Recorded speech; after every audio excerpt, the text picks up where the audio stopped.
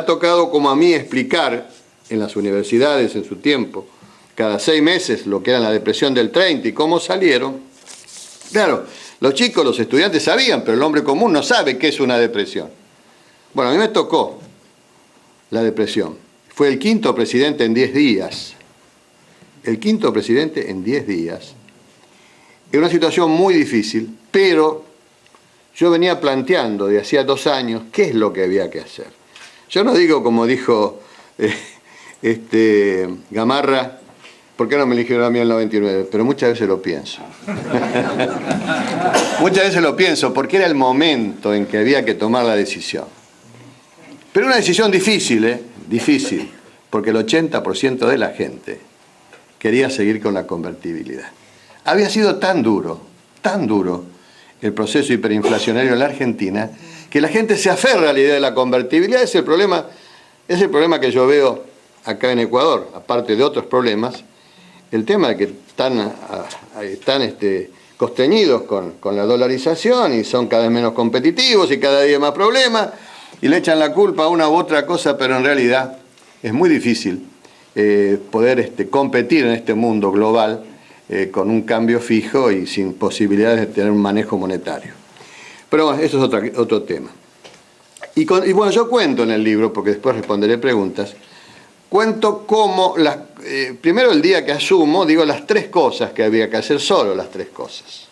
Solo las 3 cosas que había que hacer en un gobierno de transición. Y en el segundo párrafo decir también que quien le pedía a todos, senadores y diputados en el momento de asumir, un gobierno patriótico de salvación nacional, no podía aprovechar de esa situación para después presentarse como presidente en el periodo 2003.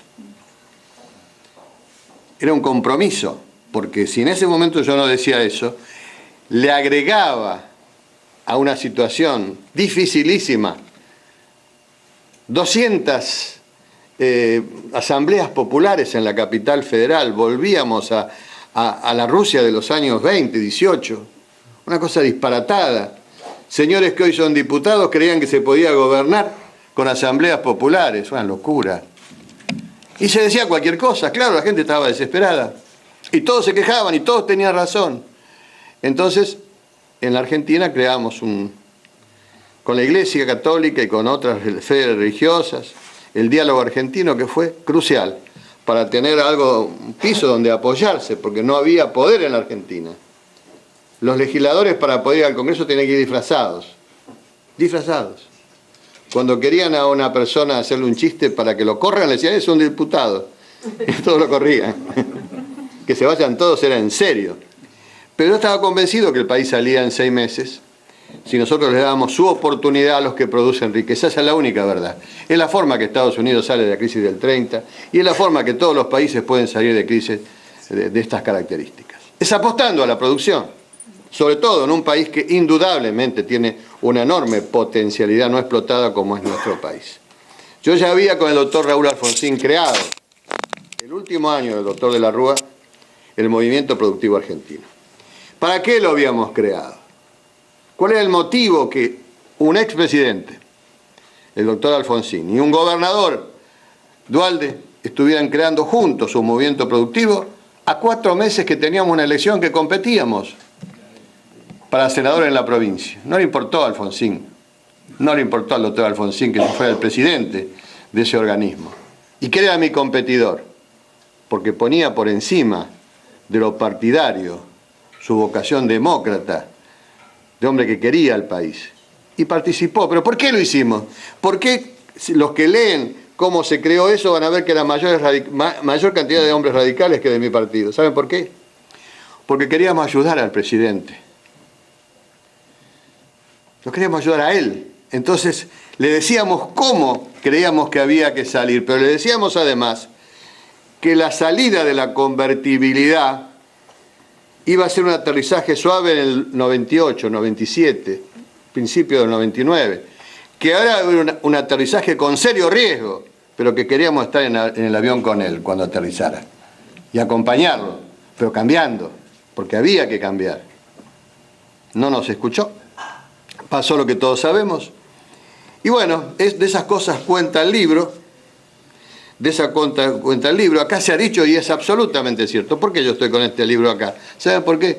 Porque cuando sucede la crisis financiera internacional, varios economistas de nota muy importantes, yo diría de los 4 o 5 más importantes, 2 de ellos plantearon que había una similitud en la crisis financiera de Argentina, en pequeño, por supuesto, con la crisis internacional. Cierto es que es la crisis del financiarismo,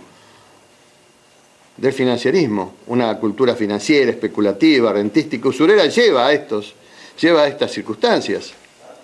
Claro que nosotros cuando creamos el movimiento productivo era para enfrentar el financiarismo, no las finanzas, indispensable para un Estado, no los bancos, imprescindibles para crecer y para conseguir crédito, sino el financiarismo, que es otra cosa. Es crear riqueza artificial que no existe, mentir. Es Madoff en Estados Unidos, pero también lo fue en mi país.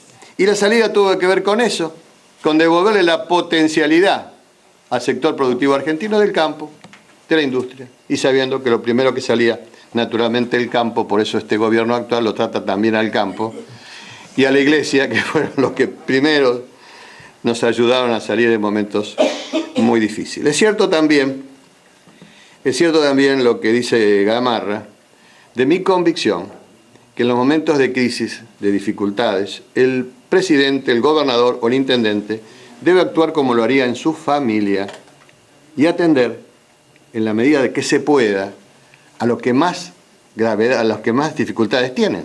Nos pasa en nuestra familia, si tenemos un hijo con más problemas que otro, vamos a estar sobre él tratando de ayudarlo. Lo mismo debe hacer un intendente, un gobernador o un presidente. ¿Y quiénes estaban peor de todos?